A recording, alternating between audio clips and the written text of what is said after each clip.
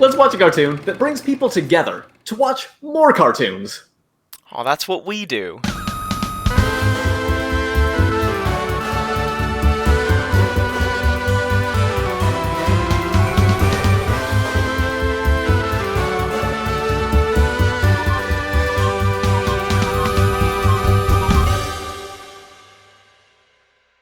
I'm Alec, this is my brother Lucas, and welcome to the very first episode of Hester Bros Cartoon Theater, where we ask the question, are cartoons good for kids? And are they good for adults? Lucas. Yes. They said that Avengers Infinity War was the most ambitious crossover event in history, but they had not seen Disney's House of Mouse, which is the show that we are talking about today. And I am wondering what your experience is with this gem of a show. I think that might have been a little bit of a stretch of that compliment, but I don't think so. I do think that this is an awesome show. I've always loved it growing up. I think it's awesome that this show exists, maybe just as an excuse to get older cartoons and Disney shorts back on TV. I love the fact that they've just get all of these phenomenal Disney characters from history, throw them in a house, and watch some old cartoons. A lot of my love for this show just comes from the fact that I have a love of the cartoon history and a love for the Disney canon. I like the Disney history, though my feelings of the company as a whole are a whole nother matter. But in terms of just the history and the impact of animation that it's had, I have great love for it. It's cool that the show exists. Yeah, what about you? I think it's super fitting that we're talking about a show that also watches cartoons for their show. Yeah. It felt like a very perfect fit for us, right? This show is a great reminder to me about how much I really do love a lot of the Disney brand. You know, I've been a Disney fan since I was a really little kid, and this show is really like a love letter to Disney fans, and it feels like it was made by people who really loved all of this content as well. Growing up, this was not a show that I was a fanatic about, despite loving Disney very much. Really? It was a show that, you know, when it was on, I watched it and I enjoyed it. Yeah. But I never developed the same kind of like obsession with it that I actually did of lots of cartoons of that time. I almost wonder to myself why that was, because I really think that they do a great job throwing Easter eggs all over the place. You know, this is our very first episode, so, you know, it's the grand premiere, the opening night of Hester Bros Cartoon Theater. Because it's the very first time, I figured I will just quickly say that we are going to be talking about the theme song, the history a little bit, and then we're going to talk about an episode that we watched. Each episode is sort of like the evidence for us talking about the show. We recognize that a single episode is never going to characterize the entire show, and we obviously couldn't review an entire show every single week. That's right, and at the end, we are going to talk about whether we think that this is good for kids and also good for adults. That is our Because there's verdict. some shows might be one or the other, but not both. Some might not be either of them, you know? We'll see. Let's talk about the theme song of House of Mouse. Let's play a little bit of it real quick.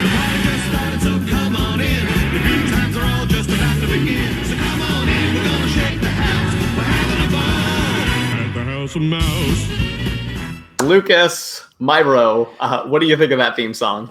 So, as far as Disney theme songs go, there are some that really stand out to me as the heroes. You know, DuckTales has one of the greatest, most iconic theme songs of all time. I can't think of another example off the top of my head, to be completely honest. But Gummy Bears, bro, is a classic. Okay, I don't even know what.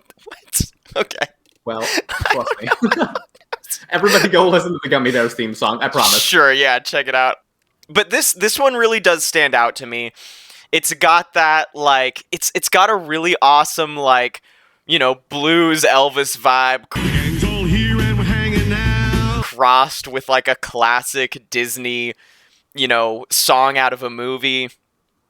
It's got... One thing I always like to talk about is not just the music of the theme song, but also the animation that they couple with it. And you get such an awesome flavor for all of the different Disney cartoons. It's like, no, we're really going all out.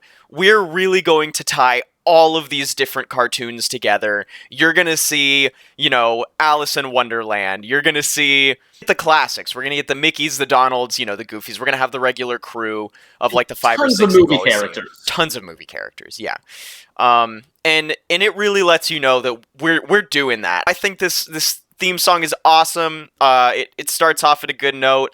I'm giving it a very high 8 out of 10, mostly because of the animation. Y'all are going to find out that my ratings rarely are going to get this high for anything, especially Disney shows. All right, I think it is one of the objectively best songs, not just at Disney, but in animation. Yeah. I'm coming hard for this one, bro, because this song got stuck in my head just from thinking about it. It's literally a theme song that I could never forget. It's like on that DuckTales level to me, almost. Ooh, I don't know about that. It's close. I'm going there. I went at 8 out of 10, so I'm definitely on that vibe. Look, is it... Okay, the one thing I will say, maybe it's not the most creative ever. Like, I feel like similar songs exist, but they really did pull a vibe that is extremely distinct. Like you said, the animation is terrific. I'm giving it a 9 out of 10. Let's get a little bit into the real basic premise of this show. Basically, Mickey Mouse and friends, the major characters that you know from different short films, from theme parks, from all kinds of Disney animation, they own a club. And in this club, which happens to be located in Toontown, which is also the name of a Disneyland area, it plays Disney short films. Hey everybody, welcome to the house. We got a phantasmerific show, couple of 3 cartoons. Despite what you had mentioned earlier, most of the time, these are not classic short films. They are short films from the Mickey Mouse Works series. Oh, and I didn't know that. Yeah, so basically Mickey Mouse Works were brand new short films that got made before House of Mouse came out, and they aired in a half-hour segment with each other. Oh, and House of Mouse was created as a vessel to show these and engage an audience more, so that they had like more plots going on with some of the characters. As far as like this specific series goes, you can kind of expect there's going to be some kind of conflict with the club, possibly with the landlord Pete, specifically for the episode that we watched today. Well, Pete's out front. He's here to collect the rent. Great! Well, let me have the rent money and I'll go pay him. But Mickey, I already gave it to you. Hey, what's wrong, Mickey? What, are you a little short on cash? Nope. As a matter of fact, I just found $50 right here in my pocket. Can you beat that? This calls for a celebration. Give me $50 worth of cheddar. I wish that my rent was $50. But the fun part about House of Mouse is the fact that there are so many guests in this club, and all of them are from different Disney films, comics, even Disney parks attractions. Mm-hmm. And like, there's so much fan service, and some people can take too much of fan service. I can't. I'm a fan, and I'm taking the service. I love fan service also. You can expect to see characters from the Lion Kings and the Aladdins and the Little Mermaids of the world, these really like massive juggernaut Disney movies that everybody's seen. But if you're a big Disney fan, you come into this, you see characters from obscure like movies such as So Dear to My Heart, Melody Time, Fun and Fancy Free. If you show up in the right episode, you're going to get the skeletons from the very first Disney animated Silly Symphony. This feeds really well into where I'm kind of going with my feelings about the series. As an adult, I had more fun because I knew what some of these references were. Yeah, and as a kid, I didn't necessarily pick them all up as they were happening. It was just so quick. Yeah. And I picked the episode Rent Day specifically because I remembered it. Like, I remember watching this specific episode distinctly as a kid.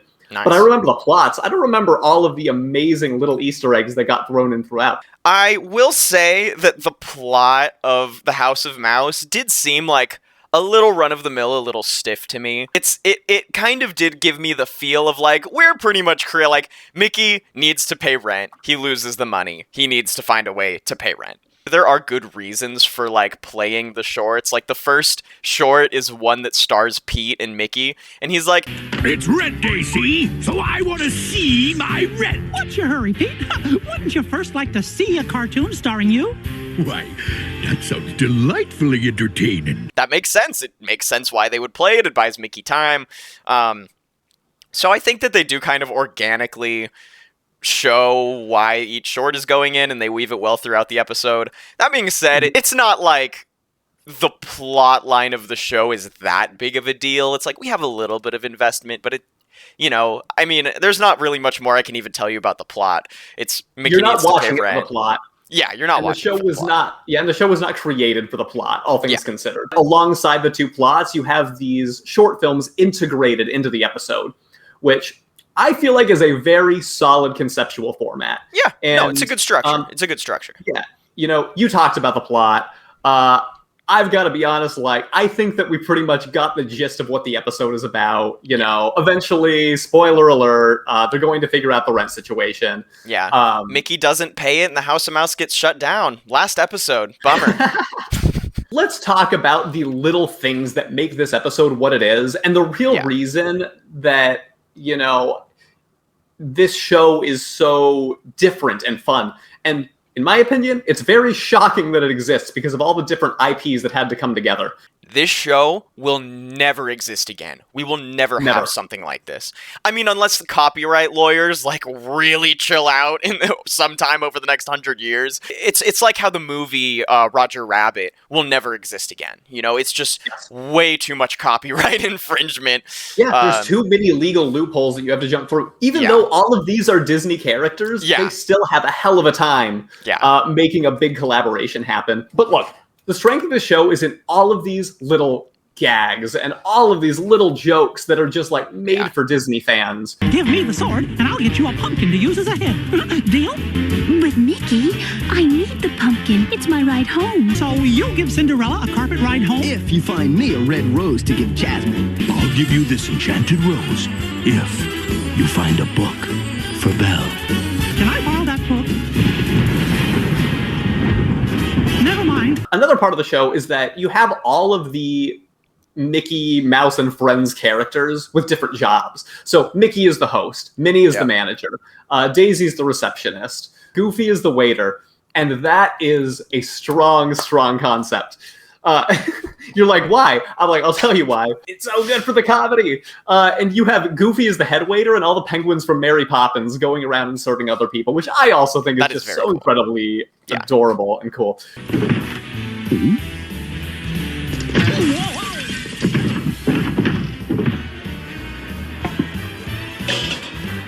So before we get too far, I think that we should talk a little bit about the short films that they integrated. So there were 3 short films that they wove into this one. The first one, as I was saying, is a Pete cartoon. The one where Pete and Mickey are racing to the top of a mountain so Mickey can name it after Minnie. Why, when I get to the top, I'm gonna name it after my girl, Minnie Mouse. Move it, you little speed bump! Why, you no good, Pete? Stay out of my way, Mouse! The second is the Mini Maestro, which is almost a little play on some Fantasia kind of stuff where Minnie is playing this big, she's the maestro for this big concert.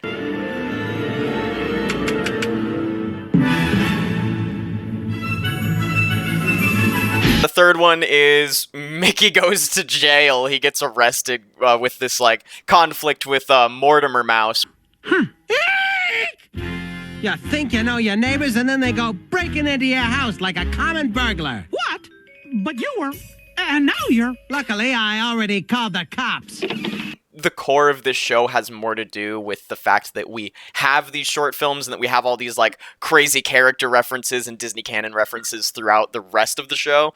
But in short, I like the short films. I think they're good. I thought they were funny. Slapstick was good. Animation was fine. Nothing groundbreaking, I don't think, but creative, fun. I think that the music was good in the Maestro one. I thought the slapstick humor was great in the Pete one, and I thought that the third one with Mickey going to jail was maybe the weakest of the 3. At the very beginning, you just get... Don't you worry, I'll be there, unless they lock me up and throw away the key. Oh, Mickey.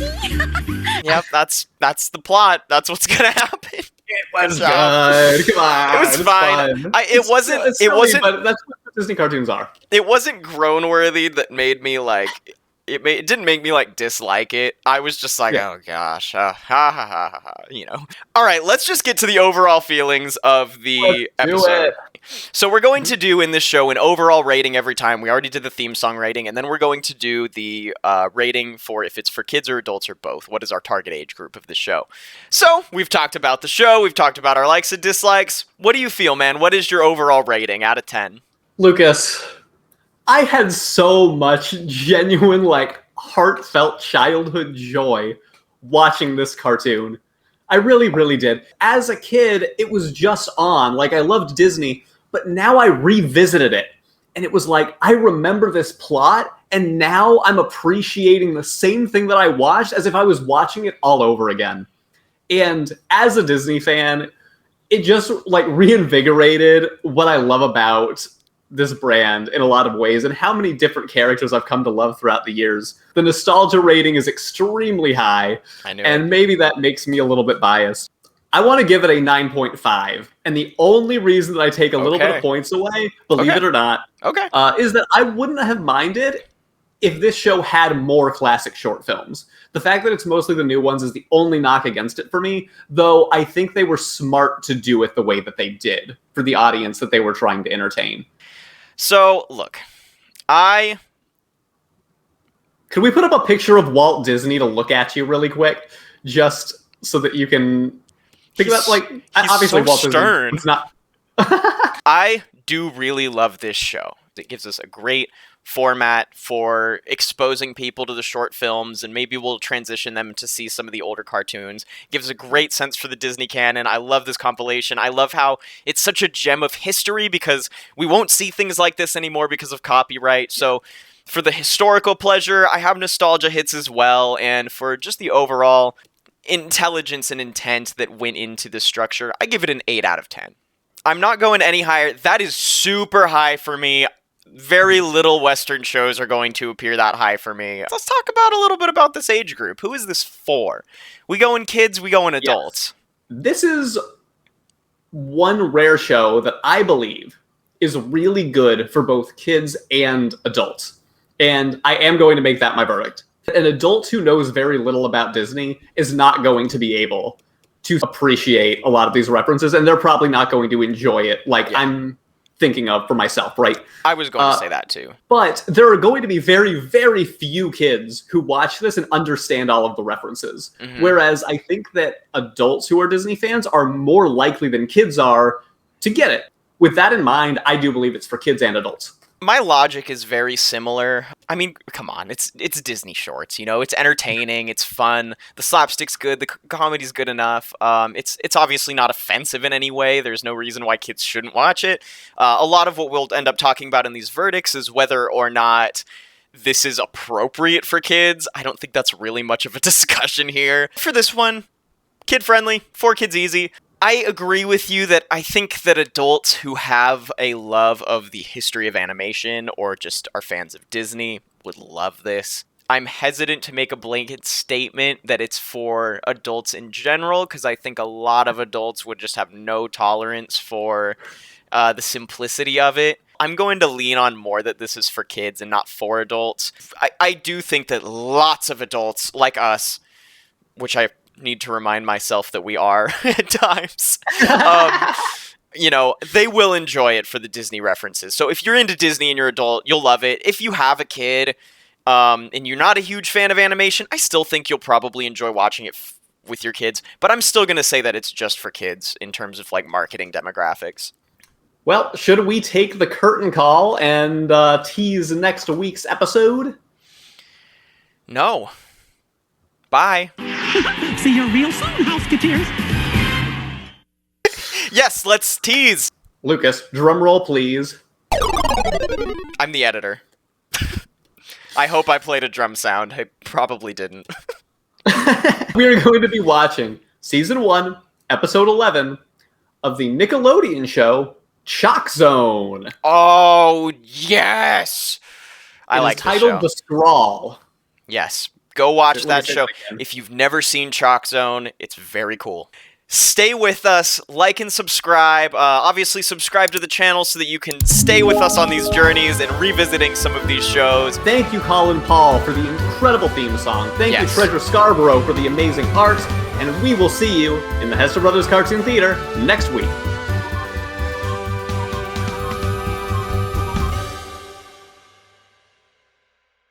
Pretend that you are the cartoon character that you've always wanted to be. Ooh, I love that.